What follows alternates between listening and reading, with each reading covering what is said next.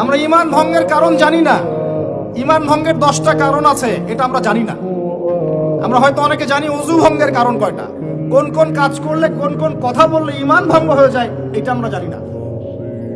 মুসলিম পরিবারে জন্ম নিয়েছি, আমরা ইসলামের এই নিয়ামত মোটেই স্বীকার করতে পারি নাই, বুঝতে পারি নাই।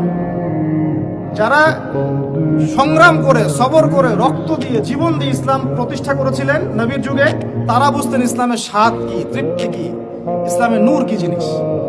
রেডিমেড পেয়েছি ইসলাম, ইসলামের আলিফ পর্যন্ত আমাদের ভিতরে ঢোকে নেই এখন। শিরক, শিরক কত প্রকার, কি কি, ম্যাক্সিমাম জানে না, ম্যাক্সিমামই না। মুসলিম পরিবারে জন্ম নিয়েও মাজার পূজা করছে, কবর পূজা করছে, তার ধারণা যে ওইখানে গেলে আল্লাহকে পাওয়া যাবে। শিরক কি কেন জানে না। মুসলিম পরিবারে জন্ম নিয়ে বলছে যে এই বিশ্বটা আল্লাহ পাক সৃষ্টি করেন নাই, নাউজুবিল্লাহ, বিগ ব্যাং থেকে সৃষ্টি হয়েছে। কথা কি বুঝতে পারেন? বুঝেন নাই মনে হয়, নাকি আমি ভুল জায়গায় ভুল ওয়াজ করতেছি?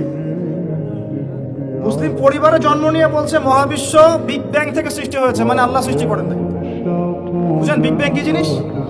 আল্লাহ পাক সূরা আম্বিয়াতে বলেছেন, আওয়ালাম ইয়ারাল্লাযীনা কাফারু, কাফেররা কি দেখে না, আন্নাস সামাওয়াতি ওয়াল আরদা, এই পুরো সাত আকাশ এবং এই জমিন পৃথিবী, কানাতা রাতকান ফাফাতাকনাহুমা, এটা একটা বিন্দুর মধ্যে ছিল।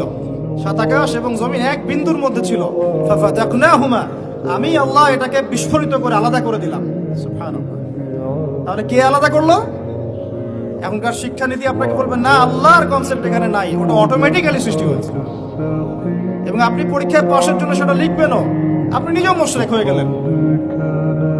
লা ইলাহা কালিমা পড়ার পরেও, লা ইলাহা ইল্লাল্লাহ কালিমা পড়ার পরেও মুশরিক হয়ে গেলেন।